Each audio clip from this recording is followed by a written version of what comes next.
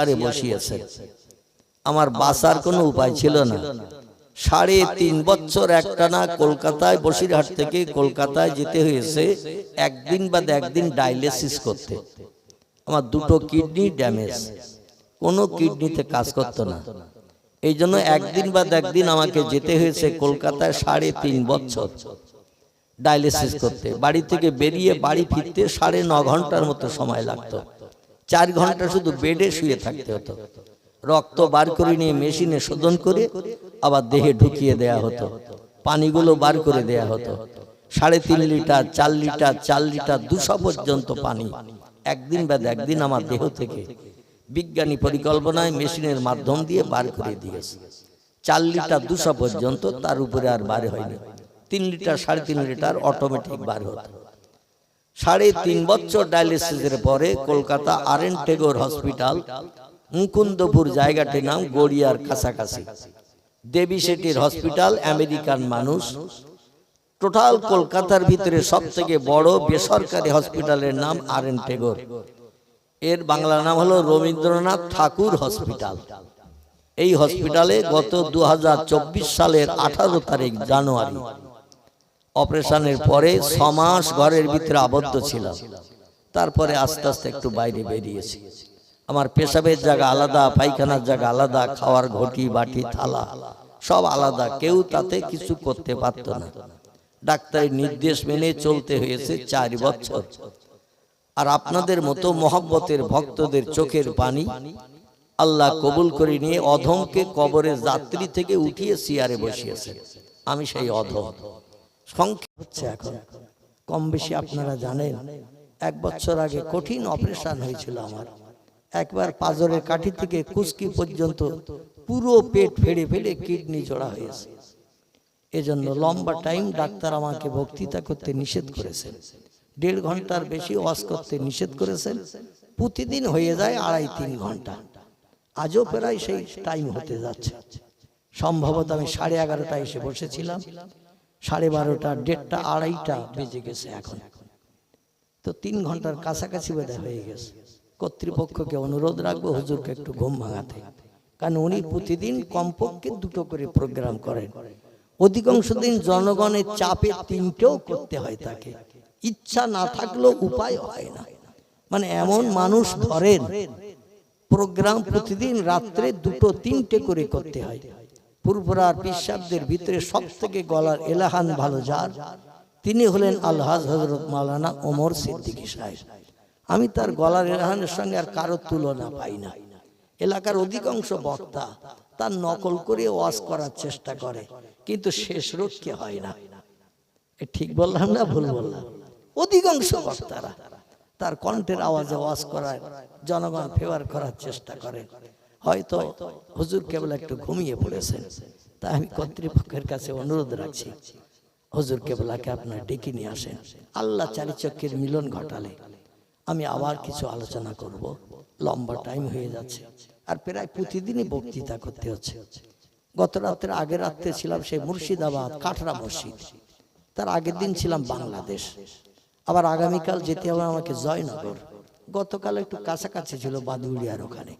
যাই হোক, আবার আগামী পরশুদিন সম্ভবত পশ্চিম মেদিনীপুর যেতে হবে। এই দূরে দূরে 6টা রাত জায়গা। এই এখন এই বাড়ি দিয়ে পৌঁছতে পৌঁছতে ফজরের আজান শুনতে হবে। ঠিক কি? আলহামদুলিল্লাহ। নারায়ে তাকবীর, আল্লাহু আকবার, নারায়ে তাকবীর, আল্লাহু আকবার। সিলসিলায়ে হক ফুরফুরা শরীফ জিন্দাবাদ, সিলসিলায়ে হক ফুরফুরা শরীফ জিন্দাবাদ। মুজাদ্দিদি জামানের আওলাদ জিন্দাবাদ, আগত মুজাদ্দিদি জামানের আওলাদ জিন্দাবাদ। জনাব শ্রদ্ধাভাজন পীর সাহেব হুজুর কেবলা জিন্দাবাদ, জনাব শ্রদ্ধাভাজন পীর সাহেব হুজুর কেবলা জিন্দাবাদ। নারায়ে তাকবীর, প্রাণ ভরে মোহব্বতে দরুদ শরীফ। আল্লাহুম্মা সাল্লি আলা সাইয়্যিদিনা মাওলানা মুহাম্মদ ওয়া আলা আলি সাইয়্যিদিনা মাওলানা মুহাম্মদ আল্লাহুম্মা নারায়ে তাকবীর নারায়ে তাকবীর সিলসিলায়ে হক ফুরফুরা শরীফ জিন্দাবাদ সিলসিলায়ে হক ফুরফুরা শরীফ আগত পীর সাহেব হুজুর কেবলা আগত পীর সাহেব হুজুর কেবলা জিন্দাবাদ যে যেখানে ঘুরে ফিরে বেড়াচ্ছেন সকলের কাছে অনুরোধ রাখছি শ্রদ্ধাভাজন পীর সাহেব হুজুর কেবলা স্টেজে এসে গেছেন অন্তত শেষ দোয়াটা নেওয়ার জন্য আমি অনুরোধ রাখছি আপনারা সকলে মজলিসের সৌন্দর্য গোলাপ ফুলের পাপড়ির মতো রক্ষা করুন এই নিবিকে ইতিকাফের নিয়ত করে বসে আছেন একটু হাত তুলে দেখান তো দেখি ইতিকাফের নিয়ত ইতিকাফ বোঝেন তো নাকি হ্যাঁ বোঝেন কি মাসে হয় ইতিকাফ কি মাসে করতে হয় রাসূল নবিউল আলহামদুলিল্লাহিল্লাযী হাদানা আপনাদের কাছে ভিক্ষুক সেজে হাত পাতার কারণে যে তাকবীর ধ্বনি দিয়েছে আমার মনে হয় একটা মানুষের আর ঘুম ঢুল ভাব এখন আর নেই ঠিক বললাম না ভুল বললাম এত জোরে তাকবীরের আওয়াজ কথা ওঠে না আর এই তাকবীরের আওয়াজ ওঠার কারণ মাদ্রাসার ছাত্ররা হুজুর দিয়েছে 1 গুণ ওরা দিয়েছে 9 গুণ মানে 10 গুণ আওয়াজ তাকবীরের আওয়াজ এখানে উঠেছে আর এত উচ্চ আওয়াজে তাকবীরের কারণে কোন ব্যক্তির ঘুমের ভাব থাকা উচিত নয় বা থাকা সম্ভব নয় এই জন্য আমি আর তাকবীর ধ্বনির আওয়াজ তুলব না তবে মনটা একটু এই মজলিসের দিকে আমি রাখার জন্য অনুরোধ রাখবো পীর সাহেবের হাতে হাত দেওয়ার ইচ্ছা কার কার আছে একটু এইবার হাত তোলেন আল্লাহর ওলি ব্যক্তির আওলাদ রক্তের জিগার জনাব আলহাজ হযরত মাওলানা ওমর সিদ্দিকী আল কুরাইশি হুজুরের হাতে হাত দেওয়ার ইচ্ছা যার যার আছে এইবার একটু হাত তোলেন নারায়ে তাকবীর নারায়ে তাকবীর হাত নামান একটু কষ্ট হলো তো নাকি হাত তোলাতে একটু কষ্ট হয়নি আচ্ছা হাত সব সময় এই রকম উঁচু করে রাখেন না নিচু করে ঝুলিয়ে রাখেন হাত সব সময় ঝুলিয়ে থাকে এই ঝোলা হাত উঁচু করতে গেলে একটু এক্সারসাইজ করতে হয় না একটু ব্যায়াম করতে হয় না ব্যায়াম করলে লাভ না লস বর্তমান প্রযুক্তি যুগের ডাক্তারেরা প্রতিদিন সকালে ব্যায়াম করার কথা বলছে না বলছে তাহলে এই ব্যায়াম একটু করেছেন এক্সারসাইজ করেছেন একটু কষ্ট হলেও হয়েছে ঠিক বললাম না ভুল বললাম ব্যায়াম করলে কষ্ট হয় শরীরে পরিশ্রম হয় রক্ত সঞ্চালন হয় এই যে নিচু ঝোলা হাত উঁচু করেছেন আবার নামিয়েছেন এতে একটু কষ্ট কি হয়নি বলে মনে হয় আপনি বললে আমি বিশ্বাস করব না বিজ্ঞান বলছে হাত পা উঁচু নিচু করলে কষ্ট হয় এরই নাম হলো এক্সারসাইজ ব্যায়াম আর ব্যায়ামটার বাংলা অর্থ হলো পরিশ্রম কষ্ট রক্ত সঞ্চালনের জন্য তবে এই যে হাত তুলে একটু কষ্ট করেছেন শুধু দুনিয়ার রোগ বেমারি থেকে নিষ্কৃতির জন্য নয় আল্লাহ প্রেমিক আল্লাহওয়ালাদের মর্যাদা সম্মান রক্ষার্থে হাত তুলে একটু কি বলেছেন আল্লাহু আকবার বলেছেন তো আমি তাকবীর দিয়েছি পয়গম্বর মুহাম্মদ রাসূলুল্লাহ সাল্লাল্লাহু আলাইহি সাল্লাম নাসাই শরীফের হাদিসে জানিয়েছেন আমার উম্মতের ভিতরে কোন উম্মত সারা জীবনের ভিতরে একটাবার ঠোঁট নেড়ে জিভের মাধ্যম দিয়ে যদি আওয়াজ তোলে আল্লাহু আকবার একদিন না একদিন ওই লোকটি আল্লাহর জান্নাতের অধিবাসী হবে ফাকাদ ক্বালাল্লাহু তাআলা ফি কালামিহিল মাজিদ وفي الفرقان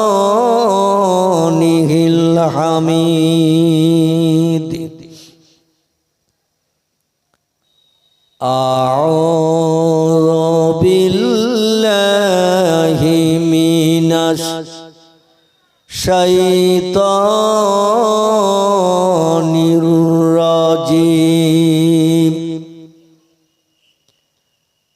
বিসমিল্লাহির রহমানির রহিম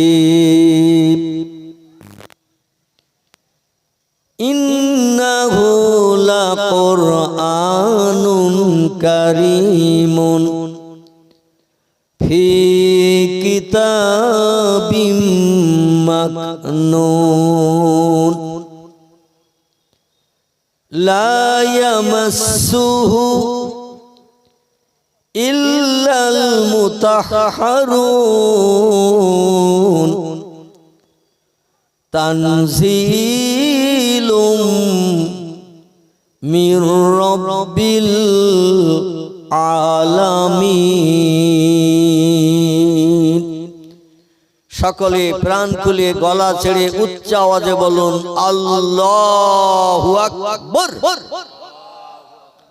হয়নি, আমি চাচ্ছিলাম রাত 8টার মতো আওয়াজ আপনাদের কণ্ঠ থেকে বার হোক, কিন্তু আপনারা যে আওয়াজ দিয়েছেন আমার মনে হচ্ছে এখন ভোর 4টের আওয়াজ, মানে ঘুম থেকে ঠেলে উঠেছেন এইরকম একটা আওয়াজ। সুন্দর পরিবেশে প্যান্ডেল ভিতরে বসে আছেন, হাওয়া ঠান্ডা কিছুই নাই, আর মানুষ কাছাকাছি গায়ে গায়ে বসে থাকলে একটু গরম হয় না? হয় না? কি হয় না? হয় না? মানুষের একটা গরম আছে। বক্তা বক্তৃতা করলে গা গরম হয়, আর শ্রোতারা বসে বসে যদি শোনে হিমালয় পাহাড়ের মতো হয়ে যাবেন ভাই। ঠিক বললাম না ভুল বললাম? শ্রোতা যদি বসে বসে শোনে দেখবেন এদের অবস্থা হিমালয় পাহাড় মার্কা হবে। হিমালয় পাহাড় ঠান্ডা না গরম? হিমালয় পাহাড় ঠান্ডা, বরফের পাহাড়। ভারতের উত্তরে নেপাল ভুটানের দেশে আছে এই পাহাড়টি, যার নাম বলা হয়েছে হিমালয়। পাহাড় থেকে 4 কিলোমিটার দূরে খালি গায়ে দাঁড়িয়ে থাকলে তার জন্য বাঁশ কাটতে হবে, কবরের মাটি খুঁড়তে হবে। মানে কি অবস্থা বুঝতে পারছেন তো? বরফের ঠান্ডায় আড়ষ্ট হয়ে মারা যাবে। আমি চাই না এই অজ্ঞানের প্রারম্ভে আপনারা চুপ করে বসে বসে ওয়াজ শুনতে শুনতে হিমালয় পাহাড় মার্কা হয়ে যান, আর বাড়িতে টেলিফোন হোক আপনার স্বামী আপনার বাবা দুনিয়া থেকে বিদায় হয়েছেন ঠান্ডা বরফের কারণে। আমি অধমটা চাই না। এজন্য আমি কিছু কথা বলবো, আপনারা মাঝে মাঝে আমার কথার প্রত্যুত্তর দিয়ে একটু আল্লাহু আকবার, সুবহানাল্লাহ, আলহামদুলিল্লাহ এই তাসবিহ একটু পাঠ করবেন, তাহলে আল্লাহ খুশি হবে এবং দেহ গরম থাকবে। শীতকালীন ভাব মোটেই বোঝা যাবে না। রাজি আছেন তো সকলে? আর যদি বলেন যে সৃষ্টি জগতে শ্রেষ্ঠ হয়ে যতদিন বাঁচবো আল্লাহর নাম নেব না, তাহলে ইবলিস শয়তানের ভাইরা ভাই হতে আর অসুবিধা হবে? আল্লাহর নাম নেব না, আল্লাহর নামের আওয়াজ জবান দিয়ে তুলব না, তাহলে ইবলিস শয়তানের ভাইরা ভাই হতে অসুবিধা হবে? হবে না। আমরা কেউ চাই ইবলিস শয়তানের ভাইরা ভাই হয়ে চির জাহান্নামী হয়ে যায়? কথা বলেন একটু। আমরা কেউ চাই না। এই জন্য আরেকটা বার আল্লাহর বাণী আমি কোরআন পাকের সূরা ওয়াকিয়া থেকে আল্লাহ ওয়াশহাদু আল্লা ইলাহা ইল্লাল্লাহু ওয়াহদাহু লা শারীকা লাহু শাহাদাতান মান আমানা বিল্লাহি ওয়া কাফারা বিজিবতি ওয়াত তাগুত ওয়াশহাদু আন্না সাইয়্যিদানা ওয়া নাবিয়ানা ওয়া হাবিবানা ওয়া শাফিয়ানা ওয়া সামাদানা ওয়া মাওলানা মুহাম্মাদান সাল্লাল্লাহু ভয়ে প্যান্ডেল ছেড়ে বেরিয়ে গেছেন। আমি অনুরোধ রাখছি আবার